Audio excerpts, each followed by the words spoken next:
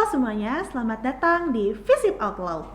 Senang rasanya saya bisa menemani teman-teman semua dalam episode spesial kali ini yang berjudul Buruh dan Perempuan Mewarisi Semangat Marsinah. Hari ini kita akan menyelami kisah perjuangan buruh perempuan yang namanya tak pernah padam dalam sejarah gerakan buruh di Indonesia, yaitu Marsinah. Dan kali ini saya sudah bersama narasumber hebat kita yang inspiratif banget ya teman-teman. Mungkin bisa perkenalkan namanya dulu Kak. Halo teman-teman, kenalin nama aku Naya. Aku juga seorang mahasiswi di Unmul. Oke. Jadi kali ini kita sudah bersama Kak Naya ya teman-teman. Jadi Kak Naya ini merupakan mahasiswi di Unmul juga yang berkecimpung lah aktif di dunia gerakan juga, yang sering aktif menyuarakan isu-isu yang relevan di Indonesia khususnya. Oke, jadi jangan kemana-mana, tetap bersama kami dan dengarkan pembahasan yang akan menambah wawasan teman-teman semua.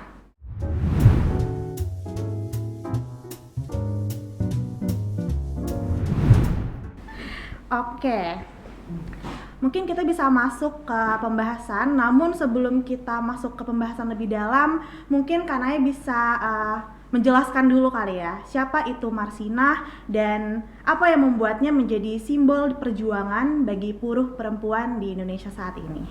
Oke, mungkin memang karena kita sedang menyambut May Day ya, pada bulan Mei ini kan penuh dengan momentum-momentum yang sangat penting untuk kita ingat, termasuk sejarah Marsinah sendiri. Nah, sejarah Marsinah ini sendiri setiap tahun juga perlu kita ulang karena kita perlu merawat ingatan itu. Nah, kalau secara singkatnya memang Marsinah itu adalah seorang buruh atau pekerja perempuan yang bekerja di pabrik jam tangan arloji. Kalau tidak salah itu di Jawa Barat kalau nggak salah. Nah, itu tuh dia sedang bekerja bersama kawan-kawannya, itu dia nggak terpisah-pisah gitu, pekerja laki-laki dan juga pekerja perempuan itu masih bercampur. Nah, pada situasi itu memang ini pada tahun 90-an kan, Marsinah itu melakukan aksi demo bersama dengan kawan-kawan buruhnya. Dia memang bukan anggota dari serikat buruh secara resmi, namun dia aktif sekali pada waktu itu untuk mengorganisir kawan-kawannya untuk menuntut upah yang layak, karena kalau tidak salah upah yang mereka terima pada waktu itu sebesar 1.150 kalau nggak salah, yang seharusnya kalau sesuai aturan kementerian pada waktu itu 1.700 gitu. Nah, berapa ratus rupiah ini itu yang mereka perjuangkan. Nah, pada saat perjuangannya untuk menuntut upah ini ternyata memang mendapatkan represi. Nah, setelah dari represi ini, kawan-kawannya pekerja di pabrik jam ini ada yang ditangkap, ada yang ya memang dibungkam seperti itu. Nah, Marsinah itu pada tahun 93 itu situasinya pada tahun 93 dia akhirnya mau untuk berupaya menolong kawan-kawannya yang tadi ditangkap dan sebagainya tadi kan, mau melapor gitu. Ini bagaimana, apakah kawan-kawan saya akan mendapatkan keadilan atau gimana. Nah, ternyata memang saat upaya dia melapor itu kalau tidak salah itu ke salah satu divisi atau apa ya sebutannya di dalam Parjo, Partai Ijo ya, Kacang Ijo. Nah ini pada saat dia ingin melapor itu dia nggak pulang selama beberapa hari. Akhirnya ya memang dia ditemukan sudah meninggal dunia dengan tubuh penuh luka, dan lukanya tidak hanya pada luka lebam di badan dan juga tapi juga di alat kelaminnya yang juga mendapatkan luka yang cukup hebat ya. Dari hasil visumnya mungkin terlihat ada upaya-upaya pemerkosaan seperti dan sebagainya, dan sebenarnya itu juga tidak terbuka secara publik pada waktu itu karena situasi kasus Marsinah ini sangat amat menjadi suatu hal yang nggak perlu digembar-gembar gitulah, karena itu kan masih eranya Soeharto dan di mana militer itu masih memiliki power yang sangat kuat dan semua hal pada waktu itu harus melapor pada militer, militer harus mengetahui. Bahkan kayak kalau ngumpul-ngumpul aja itu biasa didatangi sama militer, entah itu Babinsa dan sebagainya untuk menanyakan ini lagi ngapain. Kalau lagi diskusinya diskusi apa gitu. Itu perlu diketahui. Dan alasan-alasan mereka pasti ini buat laporan doang kok ke atasan. Ya memang karena gerak-gerik masyarakat itu selalu diawasi oleh militer. Jadi memang kalau kita kemarin selalu membahas isu bahwasanya Marsinah itu dibunuh dan diperkosa oleh militer, itu sangat amat valid. Namun sayangnya pada saat pengadilan kasusnya itu tidak mendapatkan keadilan yang jelas gitu loh. Oke, mereka mengadili orang, mereka menangkap orang, namun nggak menangkap siapa dalang dari pembunuhnya Marsinah ini. Karena pembunuhan Marsinah ini sangat amat keji bisa kita lihat, karena dia benar-benar melihat seorang perempuan yang bersuara itu sebagai suatu ancaman hingga perlu disiksa sebegitu kejamnya, karena ingin memberi pelajaran kepada buruh-buruh perempuan lainnya. Kamu tidak usah bersuara seperti Marsinah, karena itu benar-benar bakal kamu bakal bernasib sama seperti itu. Jadi memang gitu kalau sejarah singkatnya, sehingga menjadikan dia seorang tokoh buruh sampai hari ini. Wah, miris banget ya kalau kita ngelihat masa itu ya Kak ya. Dimana saat itu perempuan yang sebenarnya dia tuh ingin menyuarakan aja gitu kan, hak-haknya juga, itu menyuarakan dari hak-haknya yang sebenarnya itu kecil gitu kan, sebenarnya cuma berapa rupiah, berapa ratus rupiah pada waktu saja, itu mungkin ya. sangat mungkin ya mungkin sudah sekarang berbeda kan, tapi tetap saja itu cuma kayak apa ya, biasanya dari 1.300 ya kurang lebih 1.200 gitu, jadi 1.050 700 1.700 ya gitu, kalau nggak salah ya. Ya, dan pada saat itu pun kasusnya hingga saat ini ya belum transparansi bagaimana kelanjutannya, apakah pelakunya itu sudah diadili sebagaimana, kita belum tahu sampai saat ini teman-teman. Oke, selanjutnya ya Mbak ya.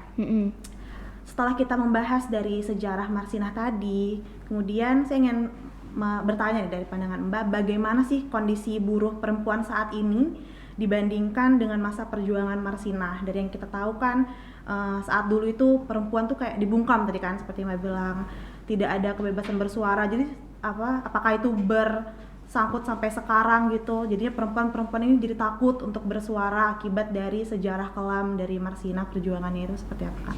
Nah, aku juga sedikit bercerita ya mengenai aku aktif di organisasi apa. Nah, ya teman-teman, aku itu aktif di organisasi Perempuan Mahardika namanya.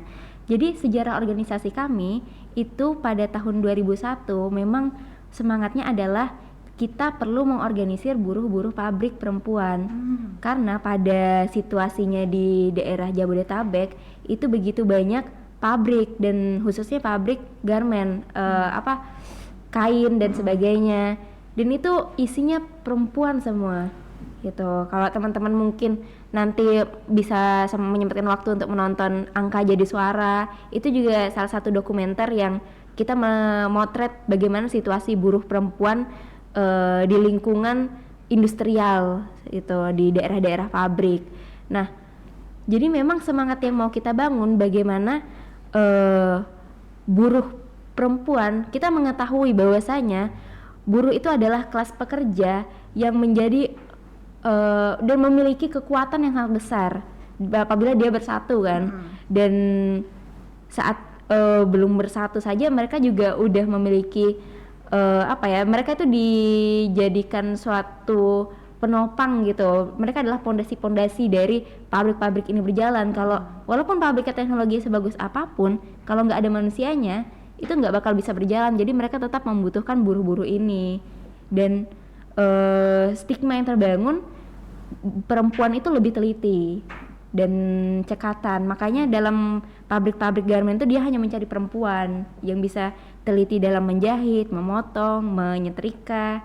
Nah, jadi memang kita melihat situasi di mana budaya patriarki yang kian menguat ini, ditambah lagi sistem ekonomi kapitalisme yang terus-menerus menguras mengurus kerja-kerja perempuan.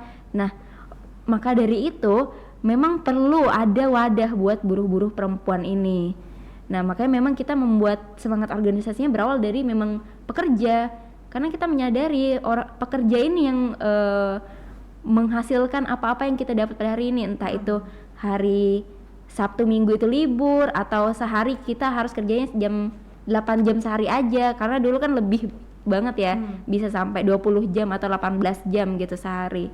Itu nggak manusiawi, dan hal ini itu diperjuangkan oleh buruh-buruh pekerja-pekerja ini. Nah, dan upah layak juga. Dulu kan bahkan ada yang namanya sistem perbudakan kan, dan nggak diupah gitu. Nah, buruh-buruh yang memperjuangkan hal-hal yang kita nikmati pada hari ini, buruh-buruh yang bikin semua hal yang ada di dalam ruangan ini pada hari ini, baju ini itu dibikin oleh buruh. Nah, mungkin ini konveksi ya yang bikin, tapi kain-kainnya itu diolah oleh buruh perempuan. Nah, memang jadi menurutku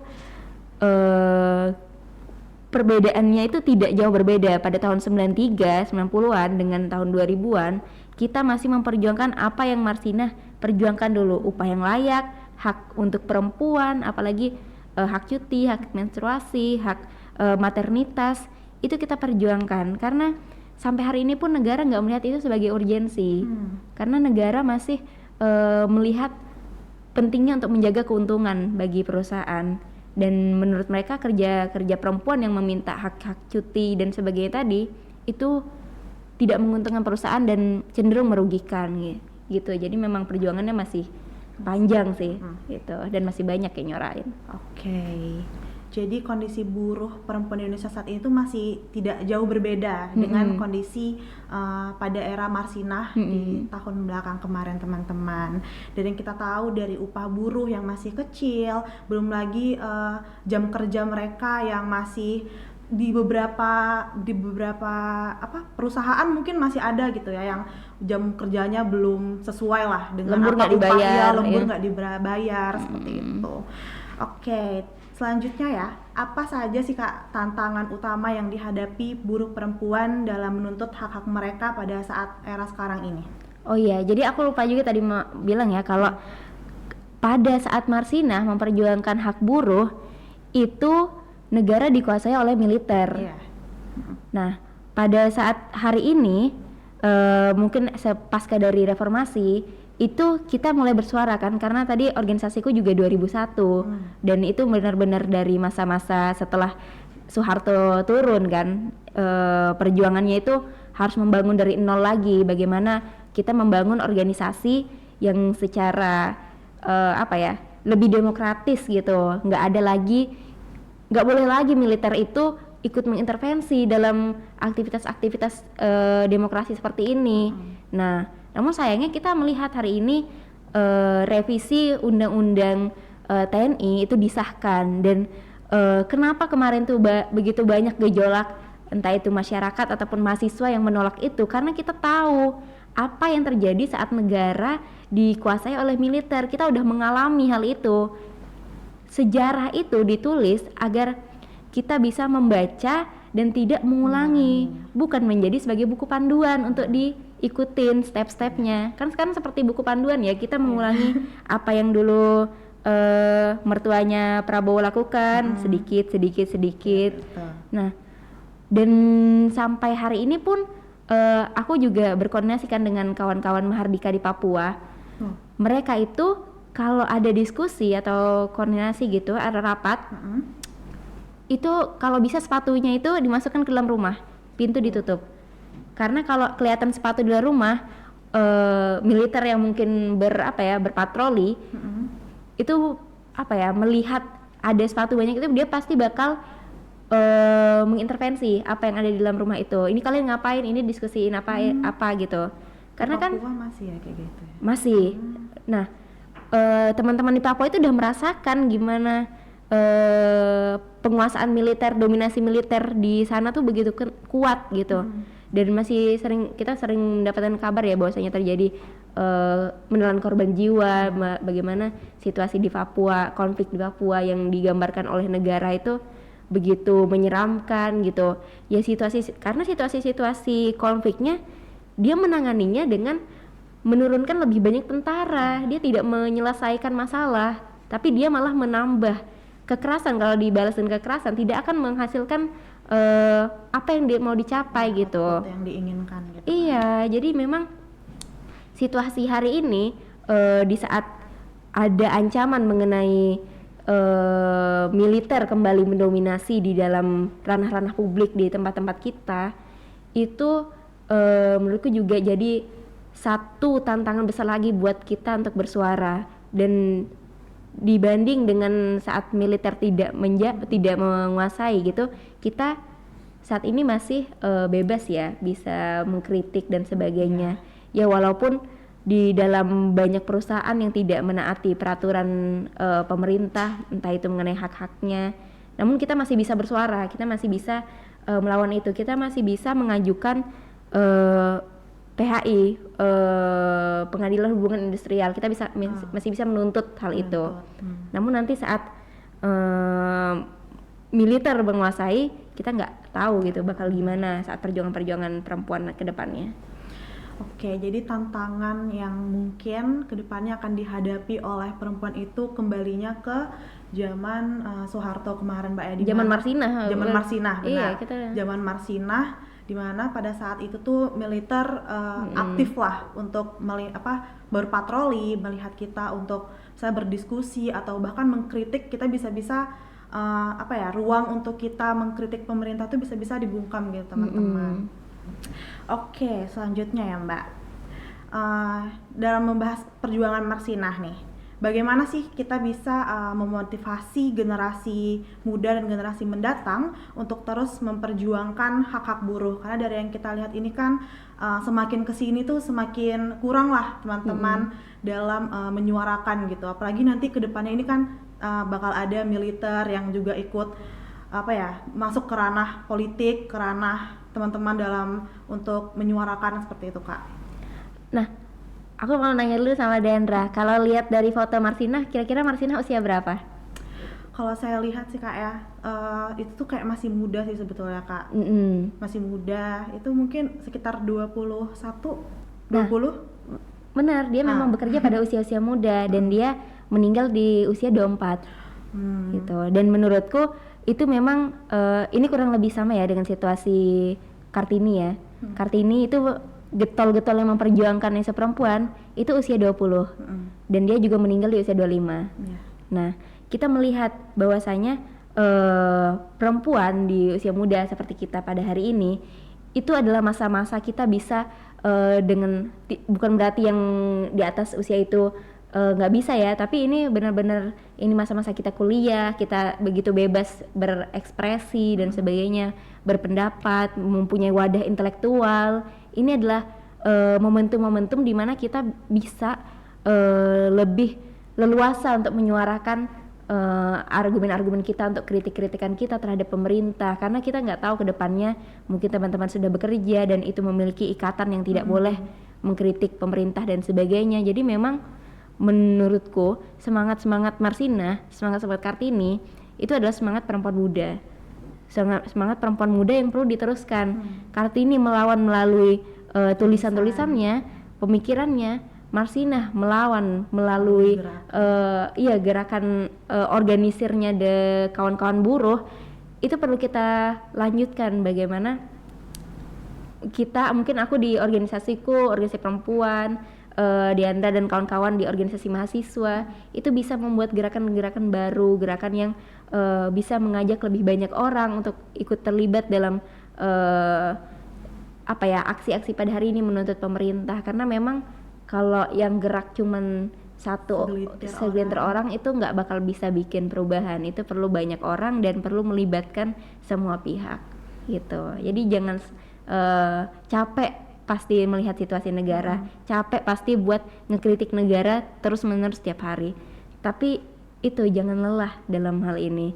Kalau aku mengutip dari kata Bivitri, seorang akademisi, dosen dari Jentera, dia nyebut kalau perjuangan kita hari ini, ingat teman-teman, itu bukan kita tidak sedang lari sebetulnya lari cepat gitu. Aku nggak tahu istilahnya dalam olahraga, tapi kita sedang maraton. Ini adalah maraton, kamu nggak usah terburu-buru langsung tiba-tiba mau menghancurkan tirani. Itu perlu proses. Dan kalau kamu langsung bergerak dengan begitu cepat, itu bakal drain out ke kamunya dan bakal bikin merasa capek untuk memperjuangkan semangat dari tokoh-tokoh perempuan yang kita sebut tadi, gitu sih. Oke, berarti cara kita generasi muda ini manfaatkanlah privilege kita saat ini teman-teman, apalagi sebagai mahasiswa kan, yang dimana mahasiswa ini belum bahasanya emang itulah ranah kita, tugas wajib kita untuk menyuarakan terkait isu apapun. Nah, khususnya pembahasan kita kali ini yaitu terkait buruh, apalagi saat ini kita akan mengadakan Hari Buruh di tanggal 1 Mei begitu teman-teman. Oke, last question nih Kak. Apa sih peran penting dari sebuah organisasi ataupun komunitas buruh dalam mendukung perempuan di tempat kerja? Menurutku sangat penting karena di dalam pekerjaan kita penting untuk memiliki serikat. Saat ada ketidakadilan yang terjadi di dalam dunia kerja, di tempat kerjamu, penting untuk kamu berserikat dan melaporkan mengenai ketidakadilan itu. Dan biasanya perusahaan atau tempat kerja itu tidak akan menindaklanjuti mengenai komplainmu. Dan hal selanjutnya yang bisa kamu lakukan yaitu berkoordinasi dengan serikat dan atau berorganisasi dan melanjutkan tuntutan ke Kemenaker atau bahkan menuntut ke pengadilan hubungan industrial. Dan pengadilan hubungan industrial adalah satu-satunya tempat di mana serikat bisa menjadi orang yang membela dirinya sendiri. Dia nggak memerlukan sarjana hukum gitu. Dia bisa berdiri sendiri sebagai seorang serikat, dan itu ditulis dalam undang-undang kita gitu. Namun ya Pak, sayangnya pada hari ini kita sering kali temui masih ada union busting, pemberangusan serikat. Tempat kerja melihat serikat itu adalah suatu hal yang menakutkan karena saat pekerja berserikat, disitulah mereka mengumpulkan kekuatan sebenarnya, untuk memperjuangkan hak-haknya sebenarnya. Jadi ya memang menurutku sepenting itu untuk tiap-tiap orang memiliki organisasi ataupun serikat, karena hari ini kita nggak bisa melawan sendirian. Marsinah juga dia nggak bisa melawan sendirian, dia harus bersama dengan kawan-kawannya. Dan tindakan Marsinah untuk menyelamatkan kawannya yang ditangkap itu suatu tindakan yang sangat amat solidaritas gitu. Itu yang menjadi semangat organisasi dan serikat. Dia bersolidaritas dengan kawan-kawannya di tempat kerja, di lingkungan yang ada gitu. Oke, jadi tadi tuh penting banget Kak ya untuk para buruh ini untuk tergabung dalam serikat buruh, karena dalam memperjuangkan hak-hak mereka itu bisa dibantu oleh serikat buruh tersebut. Nah, dan mereka bisa berdiri kaki mereka sendiri Kak ya. Dan mungkin ada yang ingin dilanjutkan Kak? Dia nggak cuma bentuk serikat sih, organisasi juga bisa. Karena kalau serikat dia memang terfokus pada tempat kerjanya itu saja gitu. Kalau organisasi kan dia lebih luas ya. Benar. Nah, karena memang saat situasi seperti union busting atau pemberangusan serikat ini terjadi, ya memang kita harus berorganisasi juga di luar untuk mengumpulkan jaringan solidaritas dengan kawan-kawan. Karena seperti kemarin ada serikat jurnalis itu juga yang diberangus oleh salah satu media di Indonesia, dan juga bagaimana saat salah satu jurnalis itu mendapatkan ancaman pada pasca dari revisi UU TNI disahkan, itu kawan-kawan jaringan yang bersolidaritas, jaringan organisasi yang bersolidaritas terhadap situasi ini. Karena kalau tidak ada solidaritas, tidak ada bentuk-bentuk semangat bersama, itu akan bahasanya diketawain gitu loh sama pengusaha ataupun pemerintah yang ada. Karena memang ya udah, kalau kalian jalan masing-masing ini nggak bakal tercapai apa yang kalian inginkan, dan itu yang menjadi tujuan kami gitu. Dan mereka menolak adanya persatuan dari gerakan buruh ini, karena buruh ini besar banget ya jumlahnya. Kalau May Day aja di berbagai tempat itu memang dipenuhi oleh para pekerja yang turun ke jalan gitu, karena mengingat bahwasanya perjuangan-perjuangan buruh pada masa lampau itulah yang mereka nikmati pada hari ini, dan juga bagaimana masih banyak hak-hak buruh, apalagi buruh perempuan di sini yang masih belum terpenuhi gitu. Dan nggak cuman itu ya, masih banyak perjuangan-perjuangan serikat, apalagi tadi aku habis dari kawan-kawan jurnalis juga, mereka sedang mengupayakan adanya SOP perlindungan KS di tiap-tiap media. Nah, itu kan salah satu perjuangan dari juga serikat ataupun organisasi. Mereka pada saat ini masih organisasi gitu kan.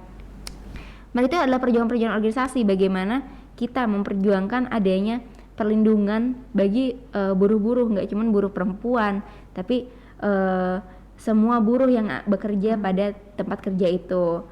Dan menurutku juga kita sebagai mahasiswa tidak bisa memisahkan diri dari gerakan buruh. Gerakan buruh kita mahasiswa setelah lulus kuliah itu akan menjadi buruh juga, meskipun nanti bentuknya berbeda ya, mungkin buruh yang lebih bekerja di ruangan ber-AC, atau yang buruh yang hidupnya lebih hedon, yang setiap hari harus beli kopi mahal gitu dan sebagainya, dan merasa tidak dekat gitu dengan buruh-buruh yang ribuan buruh yang bekerja di dalam pabrik gitu. Itu sama, bahkan perjuangannya juga sama walaupun bentuk-bentuk kerjanya beda. Jadi memang kita sebagai anak-anak muda, mungkin masih banyak mahasiswa, itu perlu juga tergabung dalam gerakan buruh dan perlu memahami apa yang buruh-buruh perjuangkan, dan itu pasti tidak jauh dengan situasi dari mahasiswa hari ini. Gitu sih. Ya benar sekali ya teman-teman, penting banget untuk kita juga tergabung dalam serikat buruh, organisasi buruh. Kita harus juga menyuarakan lah, ikut bersuara terkait hak-hak buruh, karena tidak menutup kemungkinan gitu, kita setelah lulus ini bisa aja kita tergabung, kita pasti kan kita bekerja bergabung menjadi buruh juga, walaupun tadi disebutkan Kanaya mungkin buruhnya berbeda, namun kita juga tetap harus bersolidaritas bahasanya ya, untuk merasakan juga lah apa yang dirasakan buruh-buruh saat ini maupun buruh-buruh di masa lampau, seperti itu teman-teman. Kalau hari ini kita memutuskan untuk berumah tangga setelah kuliah, bersandar pada satu penghasilan saja itu nggak akan cukup, nggak akan kebeli itu rumah, nggak akan kebeli itu kepenuhan keluarga. Harus punya 2 income gitu. Memang jadi nggak akan jauh sih kita dari kerja-kerja itu. Ya, tapi itu balik lagi ke putusan para perempuan. Tidak apa-apa untuk teman-teman mau bekerja, mau berumah tangga. Namun apabila kita melihat situasi saat ini teman-teman ya, pasti bakal sulit sekali. Sulit banget buat hanya untuk mendapat satu income saja. Oke, teman-teman, terima kasih sudah menonton dari awal hingga akhir, dan terima kasih untuk Kanaya sudah meluangkan waktunya untuk hadir pada acara kita hari ini dan membahas kembali perjuangan Marsinah dan para buruh-buruh di Indonesia. Semoga kita semua mendapatkan kemerdekaan tak hanya untuk buruh, namun untuk semua hak yang memang seharusnya dimiliki oleh seluruh rakyat Indonesia. Sekian dari kami, sampai bertemu di Visip Outloud selanjutnya. Bye-bye.